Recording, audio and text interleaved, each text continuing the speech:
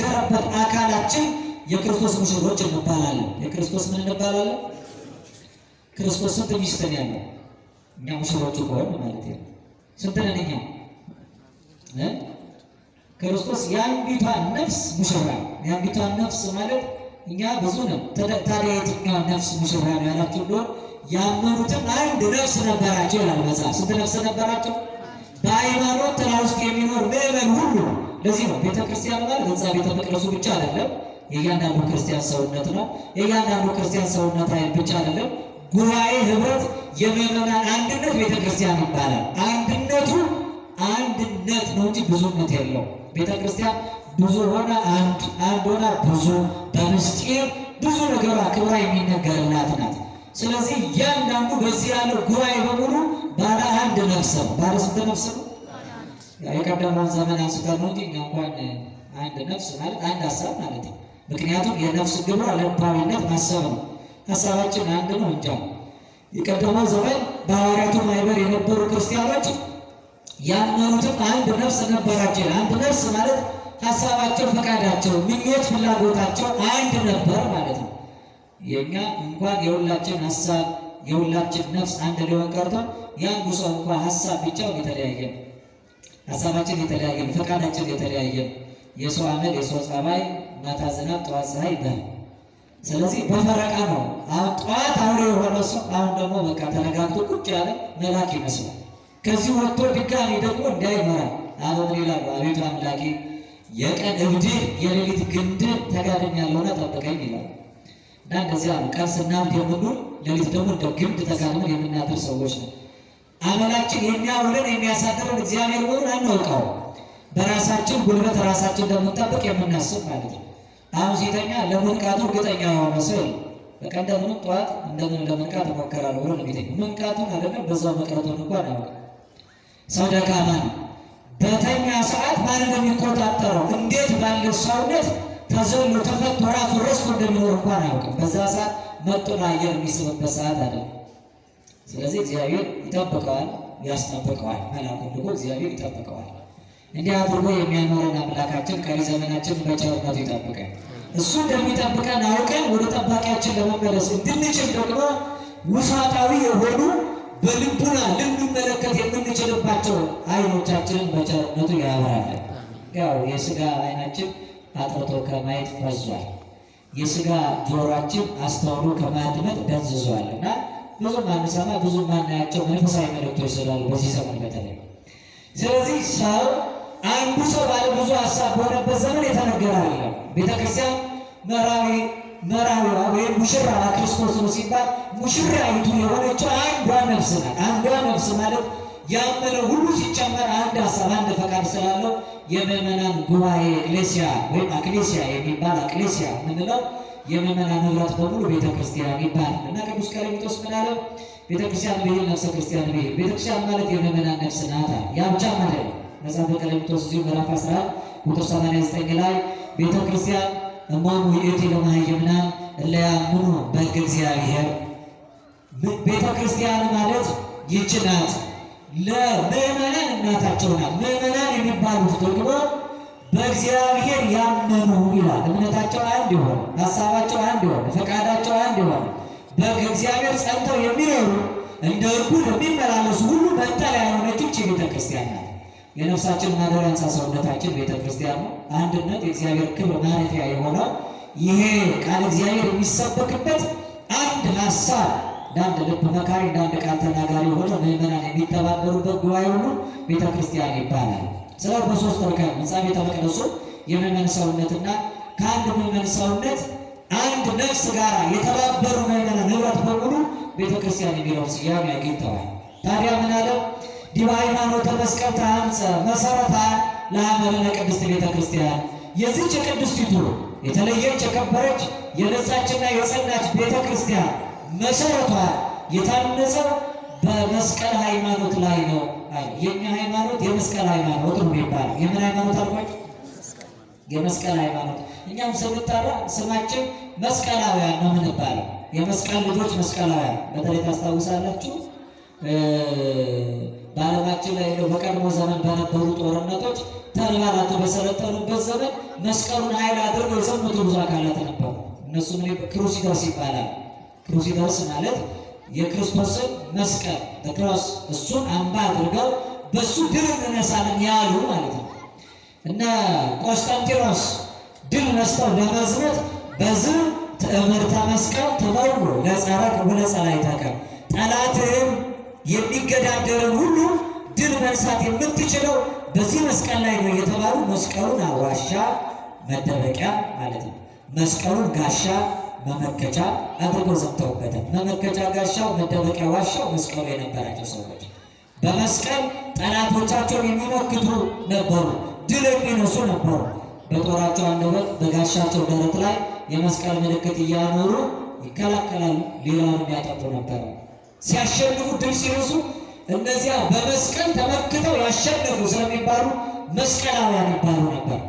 ሃይማኖታችን የመስቀል ሃይማኖት ነው። የተገለጠው በዚያ ቤተ ክርስቲያን ስትመጡ በዚያ በኩል ብቻ ያለ ለማለት ትልቁ ምልክት ሃይማኖታችን የተገለጠው በመስቀል። የክርስቲያኖች ቤት ቤተ ክርስቲያን ከላይ ከፍ ብሎ የሚታየው ጉልላቷ መስቀል ነው። እኛ ከቤተ ክርስቲያን ጉልላት እስከ ምዕመናን ደረት፣ አንገት፣ ማዕተብና ንቅሳት ድረስ የምንመለከተው ይህንኑ ጽን ኃይል ጋሻ የሆነውን ቅዱስ መስቀል ነው። ስለዚህ የማይጠፋ ምልክት መገለጫ ነው። መገለጫቸው የማን እንደሆኑ ማሳያ ነው። መስቀላውያን ስለሆነ ነው። ስለዚህ ሃይማኖታችን የመስቀል ሃይማኖት ይባላል። የመስቀል ሃይማኖት የተባለባቸውን አበይት ሁለት ምክንያቶች እንመልከት። ሃይማኖታችን የመስቀል ሃይማኖት ነው። እስኪ ሃይማኖታችን የመስቀል ሃይማኖት ነው።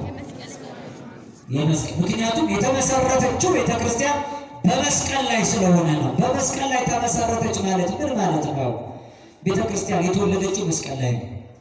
እስኪ ቤተክርስቲያን የተወለደችው ምን ላይ?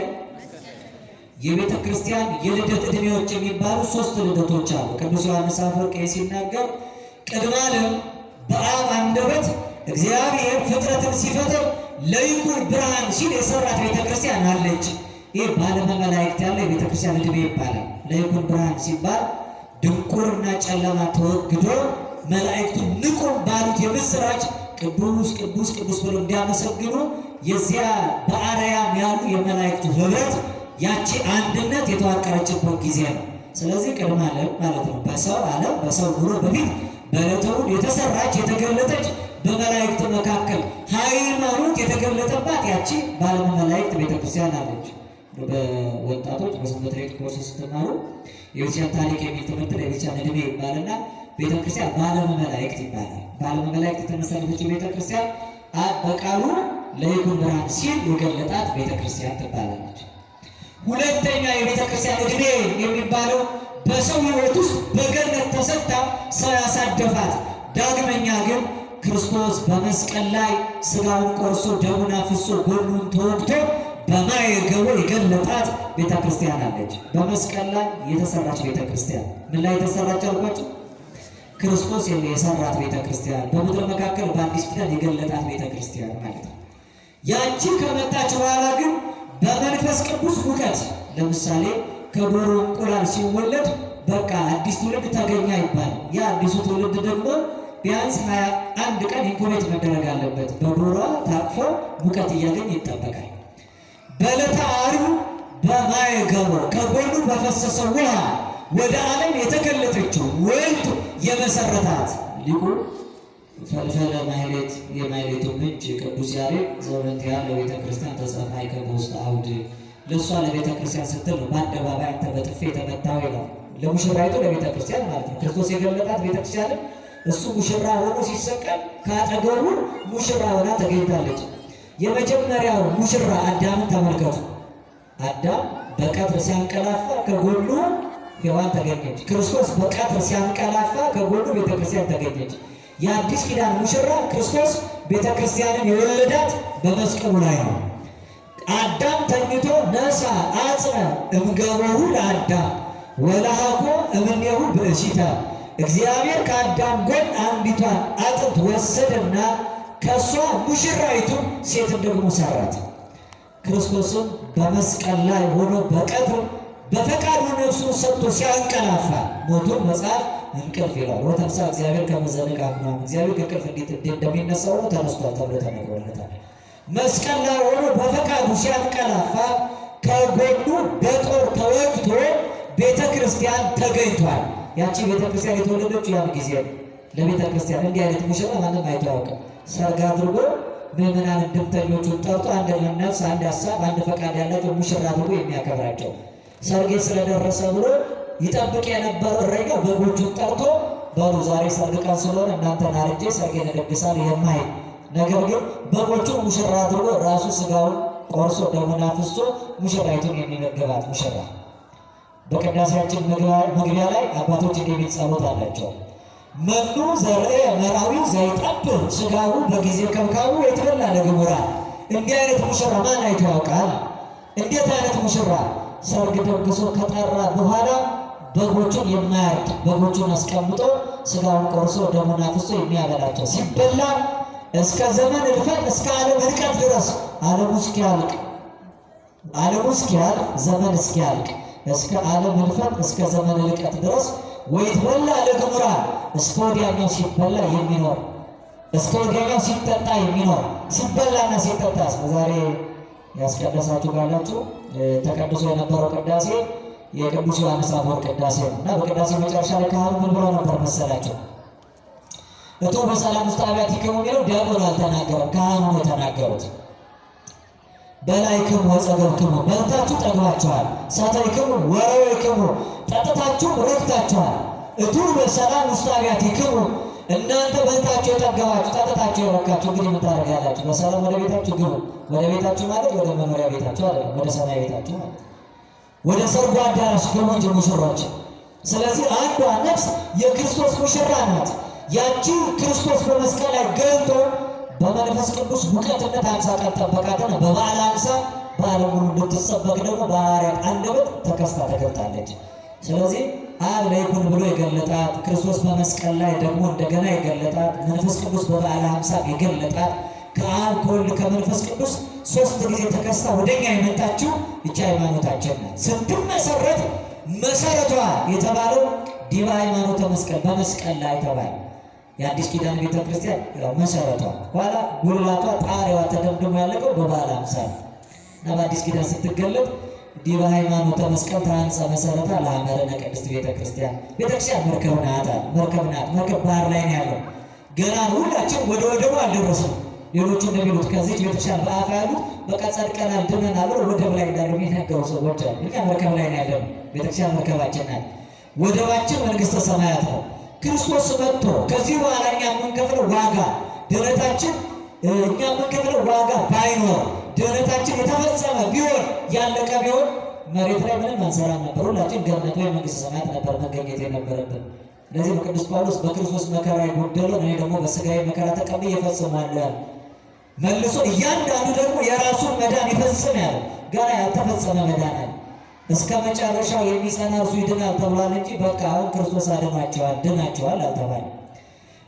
ባይሆን በጸጋ ድናቸዋል። ላለፈው መርገም ቀድሞ ለነበረብን ነውር ከላያችን ሲወገድ እኛ የፈጸምነው የተጋደልነው ተጋድሎ የለም። ያ ስጦታ መስቀል ላይ የተሰጠ ስጦታ ነው። ስለዚህ ቤተ ክርስቲያን የተመሰረተችው የታነጸችው ሐመር መርከብ የተባለችው ማህበሩ የሚማታት ነፋስ አውሎ ነፋስ ድል ሊነሳት የሚገዳደራት ነገር ግን ያንን ችላ ተግዳሮቱን ድል ነስታ ለማለፍ እንድትችል የታነጸችው ማንም በማይችለው በመስቀል ሃይማኖት ላይ ነው ይላል። በምን ላይ ማለት? በመስቀል ሃይማኖት። ስለዚህ ቤተ ክርስቲያን ስትታነጽ የመስቀል ሃይማኖት ላይ ነው የታነጽ ነው ማለት ሃይማኖታችን የመስቀል ሃይማኖት ነው። ለምንድን ነው ሃይማኖታችን የመስቀል ሃይማኖት የተባለው? ሃይማኖታችን የተመሰረተው መስቀል ላይ የተሰጠን መስቀል ላይ ስለሆነ ነው። መስቀል ላይ በተሰጠው ስጦታ መሪ የምትመራ ሃይማኖት ስላለችን ለእኛ 4 ስጦታዎች ተሰጥተውናል። አንደኛው ስርየተ ኃጢአት ነው። ሁለተኛው መስዋዕት ነው። ሶስተኛው ገነት ነው። አራተኛው እናት ተሰጥቷል። ይህ መስቀል ላይ አግኝተናል። ከ7ቱ አጽራ መስቀል መካከል ለእኛ ስላለው ስጦታ ክርስቶስ የመሰከራቸውን የገለጣቸው እነዚህ 4ቱ በሃይማኖት ውስጥ ለምንኖር ከዚህ ሃይማኖት ውጭ ያሉ ግን የሌላቸው መሰረታዊ የሆኑ የድኅነታችን ዋስትናዎች ተሰጥተዋል። የመጀመሪያው ለእኛ ስርየተ ኃጢአት መስቀል ላይ ተሰጥቶናል። ምን ተሰጥቶናል? እስኪ ስርየተ ኃጢአት ነው። ክርስቶስ መስቀል ላይ ያለ አባ ስረሎሙ አባቶ ይቅር በላቸው ብሏል። ክርስቶስ የኃጢአትን ስርየት ሰጥቶናል። እስኪ በሉ ክርስቶስ በሉ የኃጢአትን ስርየት ሰጥቶናል። ክርስቶስ አምላካችን መስቀል ላይ ሆኖ የከፈለው ዋጋ በአዳም በኩል እንደማይቆም የክረምት ጎርፍ እየመጣ ዓለሙን ገዝቶ በዓለሙ ላይ ሰፍሮ የነበረው ጥንተ መርገም የበደላችን መጀመሪያ የነበረው በአንዱ መተላለፍ ወደ ዓለም የገባው ሞት የቀረው ክርስቶስ አምላካችን መስቀል ላይ ሥጋውን ቆርሶ ደሙን አፍስሶ ስርየተ ኃጢአት ሰጥቶናል። ክርስቶስ በመስቀል ላይ ሆኖ ኃጢአታችንን ይቅር ብሎናል ነው የምንለው እንጂ ይቅር አስብሎልናል አንልም። እኛ እስኪ ኃጢአታችንን በሉ ይቅር ብሎናል። ከሌላው የምንለየው በዚህ ነው። ሌሎቹ እንዲህ አይነት ሃይማኖት የላቸውም። ኢየሱስ መስቀል ላይ ኃጢአታችንን ይቅር አስብሎናል ብሎ ነው የሚያምኑት። እኛ ግን ክርስቶስ መስዋዕት ሆኖ የቀረበ መስዋዕት አቅራቢ ሆኖ የቆመ መስዋዕት ሊቀበል የተቀመጠ አንድ አካል በሶስት ግብር የተገለጠባት ሃይማኖትን ያለችን የመስቀል ሃይማኖት ይሄ ነው። መስቀል ላይ ክርስቶስ የከፈለው ዋጋ ሰዎች አያውቁትም። የሚመስላቸው የቆመ ካህን ብቻ። እኛ ግን የተቀመጠ ንጉሥ የቀረበ መስዋዕት መሆኑን እናምናለን። ክርስቶስ ኃጢአታችን ይቅር አስባለን አይደለም የምንለው፣ ኃጢአታችን ይቅር አለን። መጽሐፍ እንዲህ ይላል ሐዋርያት ሥራ ላይ ምዕራፍ 5 ከቁጥር 31 ጀምሮ ይህም እግዚአብሔር ለእስራኤል ንስሐንና የኃጢአትን ስርየት ይሰጥ ዘንድ ራስን መድኃኒትን አድርጎ በቀኙ ከፍ ከፍ አደረገው ይላል። ምን ይላል? ለእስራኤል ንስሐን የኃጢአትን ስርየት ይሰጥ ዘንድ ይላል። እስኪ የኃጢአትን ስርየት በሉ ይሰጥ ዘንድ፣ የኃጢአትን ስርየት ያሰጥ ዘንድ የሚል ሰምታቸው ምን የሚል ዘንድ ይሰጥ ዘንድ አለ። ራስን መድኃኒትን አድርጎ በስልጣኑ ማለት ነው በቀኙ ከፍ ከፍ አደረገው። ክርስቶስ የኃጢአትን ስርየት የሰጠን አምላካችን እንጂ የኃጢአትን ስርየት ያሰጠን ሎሌ አይደለም። ሎቱ ስብሐት ክብር ምስጋና ይግባውና ይቺ ሃይማኖት የመስቀል ሃይማኖት ናት የምንለው ሃይማኖታችን ክርስቶስ የኃጢአትን ስርየት የሰጠባት ናት፣ ያሰጠባት አይደለችም። መስቀል ላይ ሆኖ መስዋዕት ሆኖ ካሳ የሆነባት መስዋዕት አቅርቦ ከራሱ ከመለኮታዊ ስልጣኑ ይቅርታን ያሰጠባትና የሰጠባት ስለሆነች ይህ ምስጢር የሚነገርባት። እነሱ ማሰጠት እንጂ መስጠትን ለክርስቶስ የማይሰጡ ጉዳይ ፈጻሚነትን ሳይሆን ጉዳይ አስፈጻሚነትን የሚሰጡት መድረሻ እንጂ አድራሻ መሆኑን የማይመሰከሩባት ናት። ሃይማኖታችን ግን ከእነሱ ሀሳብ የተለየች ናት። እኛ ክርስቶስ አድራሻችን መዳረሻችን ነው እንጂ መድረሻችን አይደለም። ክርስቶስ የኃጢአት ስርየትን የሚሰጥ እንጂ የሚያሰጥ አይደለም። ክርስቶስ ጉዳይ ፈጻሚያችን እንጂ ጉዳይ አስፈጻሚያችን አይደለም። ስለዚህ የኛ ሃይማኖታችን መስቀል ላይ የተሰጠች ሃይማኖት ናት፣ የኃጢአት ስርየት የተሰጠበት። ሁለተኛ መስዋዕት የተሰጠበት ነው። መስዋዕት የመጨረሻው መስዋዕት። ወደ ቤተ ክርስቲያን ስንመጣ የምናቀርባቸው 7 አይነት ስጦታዎች አሉ። አንደኛው መባ ይባላል። እስኪ መባ በሉ። መባ ማለት መግቢያ ማለት ነው። ማለት ገባ ማለት ስለሆነ መባዓ ማለት መግቢያ ማለት ነው። ስንመጣ ባዶ እጃችን አንገባ። ይልቁ መራቀ ከቅድመ እግዚአብሔር ይላል መጽሐፍ። እግዚአብሔር ፊት ራቆትን ባዶ እጅን እንዳትቆም ተብሏል። እግዚአብሔር ፊት የምንገባበትን መባ እጅ መንሻ ይዘን እንመጣለን። እንደ ማረምም ካስፈልግ አንድ በጣም መታረም ያለበት ጉዳይ አለ። ለምሳሌ እናንተ በሽተኛ ልትጠይቁ ትሄዳላችሁ። ዋናው በሽተኛው ጋር ሄዳችሁ እግዚአብሔር ይማረን፣ አይዞ፣ ምን ያስፈልጋል እያላችሁ ድጋፍ መስጠታችሁና ከእናንተ የምትረዱት እርዳታ በላይ የእግዚአብሔርን አዳኝነት መንገራችሁ ነው። በሽተኛ መጠየቅ ማለት ይሄ ነው። ግን እግረ መንገዳችሁ እንደባረጀንና ሄደው የሆነ መጠየቂያ ይዤ ልትሉና መባ ይዛችሁ ትገባላችሁ ማለት ነው። ከዛ በሽተኛው ጋር ገብታችሁ ምን ይዛችሁ ትሄዳላችሁ? ለምሳሌ እሺ ሙዝ፣ በጣም ጥሩ ሙዝ ይዛችሁ ትሄዳላችሁ። ከዛ በሽተኛው ጋር ቁጭ ብላችሁ እንዴት ነህ ደህና ነህ እንዴት ነህ እየተሻለ ነው መለስ አለ ብላችሁ ያን ሙዝ ልታችሁ በልታችሁ እግዚአብሔር ይማረላችሁ ተወስ ይዛችሁ ሄዳችሁ ሙዝ እናንተ በጣም ጠንቅቅ አድርጋችሁ ብትበሉት ምን ለማለት ነው? መባ ይዛችሁ መጣችሁ ራሳችሁ አትጠቀሙ። አሁን ጧፍ መባ ይዞ የሚመጣ ሰው ካለ በምንም መልኩ ራሱ እንዲያበላ አልተፈቀደለትም።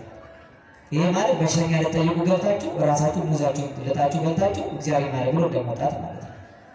የምታቀርቡት ለእግዚአብሔር በቤተ ክርስቲያን ማህቶት መብራት ዋጋ አለው።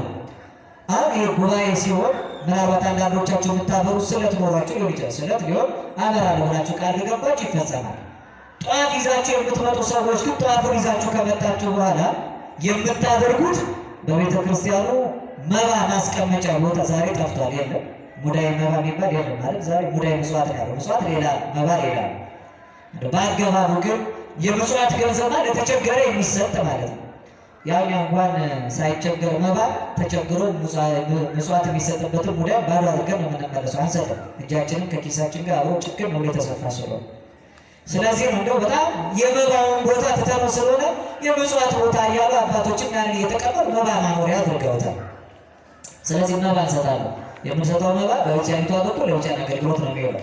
ጉባኤ ላይ ይዛችሁ ታበራላችሁ ተብሎ ከተፈቀደ ይበራል። አይ ስለት አለብኝ ጧፍ አበራለሁ ካላችሁ ይበራል። ከዚያ ውጭ ግን መባ አትታችሁ እናንተ አታበሩትም። በዚያ አገባብ መባ ምጽዋት ለተቸገረ የሚሰጥ ነው። ቤተክርስቲያን የተቸገሩትን ሰዎች ልትረዳበት የምትችል መወድይ ሙዳይ ምጽዋት የተቸገሩ ሰዎች ሙዳይ አለ፣ በዛ ይቀመጣል። ክርስቶስን በነበረበት ዘመን ወነቢሮ እግዚእ ኢየሱስ ወተምኩራብ አንጻረ ሙዳይ ምጽዋት ይርአይ ሰብአ ዘያበው ጸራይቀ ወይወዱ ውስተ ሙዳይ ምጽዋት። ጌታችን ኢየሱስ ክርስቶስ በምኩራብ በር በኩል በሙዳይ ምጽዋቱ አንጻር ተቀመጠ። ሰዎች እየመጡ ለተቸገረ ሰው በሙዳይ ምጽዋቱ የሚያስገቡትን ገንዘብ ለማየት ይላል። ይሄ ሙዳይ መባ ሳይሆን ሙዳይ ምጽዋት ለተቸገረ የሚሰጥ። አንዲት የተቸገረችም ሴት ከኔ በላይ የተቸገረ ብላ 2 ሳንቲም የጣለችበት ቅዱስ መጽሐፍ ታሪክ እንዳለው ማለት ነው። መባ የሚባል አለ፣ ምጽዋት የሚባል አለ፣ ስለት የሚባል አለ። ስለት ማለት ይሄን አድርግልኝና ይሄን አድርግልሃለሁ ማለት አይደለም። ስለት ማለት ጉቦ ስላልሆነ ማለት ነው። ስለት ማለት እኔ ማድረግ አቅቶኛል፣ ስለዚህ የኔ ድካም ያንተ ግን ከሃሊነት ሁሉም ቻይነት እንዲገለጥ ይሄን ከፈጸምክልኝ ክብር እንዲገለጥ ይሄን አደርጋለሁ ብሎ መናገር ብታደርግ አደርጋለሁ ሳይሆን የኔ ድካም ያንተ ከሃሊነት ይገለጥ ብሎ መናገር እኛ አንችልም የሚለው የምናምንበት ነው። ከዚያ መባ ብያቸዋለሁ፣ ምጽዋት ብያቸዋለሁ። ከዚያ ሌላ ምን አልኳቸው? ስለት አልኳቸው። ሰው መባ ያስገባል፣ ምጽዋት ያስገባል፣ ስለት ያስገባል፣ ሌላው አስራት ያስገባል። ከ10 አንድ ማለት ነው። በኩራት ያስገባል፣ ማይፀን የሚፈታ እንስሳ ካላችሁ ከእንስሳ ልጅ ካላችሁ ከልጃችሁ የመጀመሪያው ለክህነት አገልግሎት ለቤተክርስቲያኒቱ ተልእኮ እንዲሆን ወንድም ሴትም ሰንበት ተማሪ ማድረግ እንደማለት ነው። ዲያቆን እንዲሆን ማድረግ ማለት ነው። ከ10 ውጭ ከ11 ከገንዘባችሁ ቀዳማያት የሚባል አለ። ቀዳሚው ማለት እንጀራ ካገኛችሁ፣ ደሞዝ ካገኛችሁ፣ ገበታ ካገኛችሁ የመጀመሪያ ደሞዝ እንደመስጠት ማለት ነው። በገጠሩ ቢሆን ከእህል ይወጣል።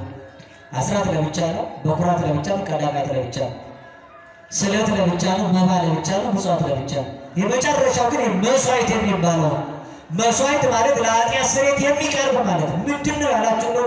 እናንተ ችላችሁ የማታቀርቡት እግዚአብሔር ራሱ ያቀረቡ መታረቂያችን የሆነው ይኸው ነው። አበጉ ለእግዚአብሔር እግዚአብሔር በግ የተባለው መስዋዕት የክርስቶስ ሥጋና ደም ነው። ቅዱስ ባስልዮስ ዘቂሳርያ አምላኬ ሆይ የምግባር ድሃ ነኝ እኔ፣ ለአንተ የማቀርበው እጅ መንሻ የለኝም። ነገር ግን ጻድቃን በሚቀርቡበት ጊዜ የሚያቀርቡልን ፍቅር አንተም ስለ እኔ ለአባት ያቀረብከውን ፍቅር ሥጋውና ደሙን ለአንተ እጅ መንሻ አድርጌ ያቀርባለሁ ይላል። ያ እንደ እጅ መንሻ መስዋዕት ይባላል። ዕለተ ዓርብ ውዳሴ አምላክ ስታነቡ ሥርዓተ አማ ሥርዓተ ቁርባን ተብሎ የሚነገረው ጸሎት ላይ ያለው። ስለዚህ መስዋዕት ነው። ይሄ መስዋዕት መስቀል ላይ ክርስቶስ የሰጠው ነው። ዘመን እስኪያልቅ ዓለም እስኪያልፍ ድረስ እኛ እግዚአብሔር ፊት ልናቀርበው ከእኛ ያልሆነ ከሱ አቅርቡት ተብሎ የተሰጠን መስዋዕት ያ። ስለዚህ ያን መስዋዕት እንዴት ነው የምናቀርበው? ሥጋውን በልተን ደሙን ጠጥተን ማለት ነው። ስሙ ራሱ ቁርባን ነው የሚባለው። ቁርባን ማለት በሱርስትም በሶሪያ ቋንቋ ማለት ነው። በግዕዙ መቅረቢያ ማለት ነው። ወደ እግዚአብሔር የምናቀርበው እጅ መንሻ ማለት ነው። በምንድን ነው የምንቀርበው? በመስዋዕት። የመጨረሻው እጅ መንሻ ይሄ ነው። በጣም ከዚህ ብዙዎቻችን የራቅነን። ስለዚህ የተሰጠው አንዴ ነው። የተሰጠው በክርስቶስ ነው። እኛ ከራሳችን ከቤት አምጥተን የምንሰጠው ሳይሆን የእግዚአብሔር የራሳችን በግ 5500 ዘመን ከብት እየነዳን በግ እየጎተትን ዋኖስ ርግብ እያንጠለጠልን ብንቀር ፈጽሞ የኃጢአትን ሸክም ከላያችን ማስወገድ አልተቻለው።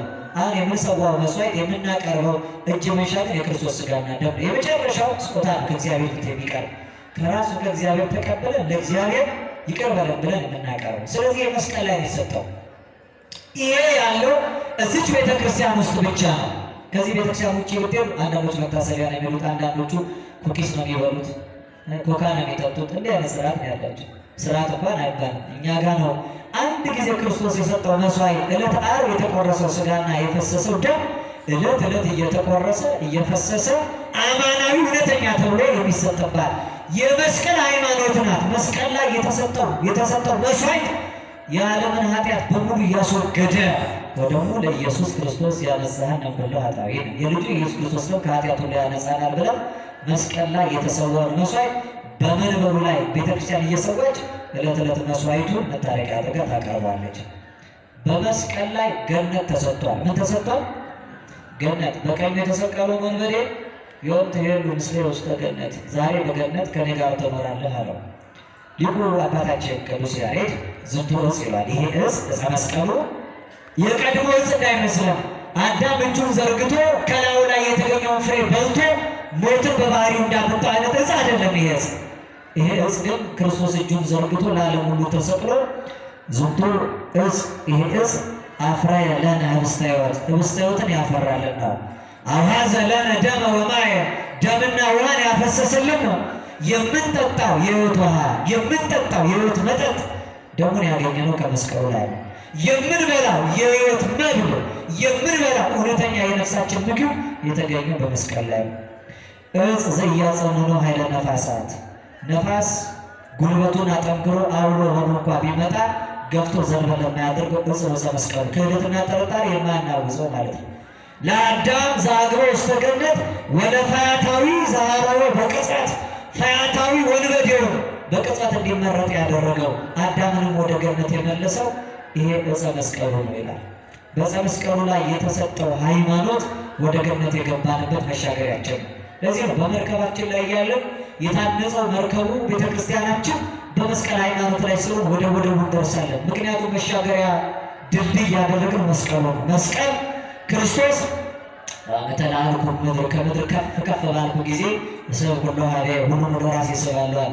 ሁሉ ወደ ራሱ የተሳበበት ዓለም መስተጻርር መስተቃርን የነበሩትን ተጣልተው የማይስማሙ ጥለኞች የነበሩትን ሰማይ ከምድር ሰው ከእግዚአብሔር ሰው ከመላእክት ነፍስ ከሥጋ አሕዛብና ሕዝብ የታረቁበት ገነት የተከፈተበት ሲኦል የተመዘበረበት የዕዳ ጽሕፈታችን ክርስቶስ ጠርቆ ከመንገዳችን ላይ ያስወገደው በዚህ በመስቀሉ ነው። ስለዚህ መስቀል ገነት የተከፈተበት ገነት ለፍጥረት የተሰጠበት ትልቁ መሳሪያችን ስለሆነ ሃይማኖታችን የተመሰረተው በመስቀል ሃይማኖት ላይ ነው።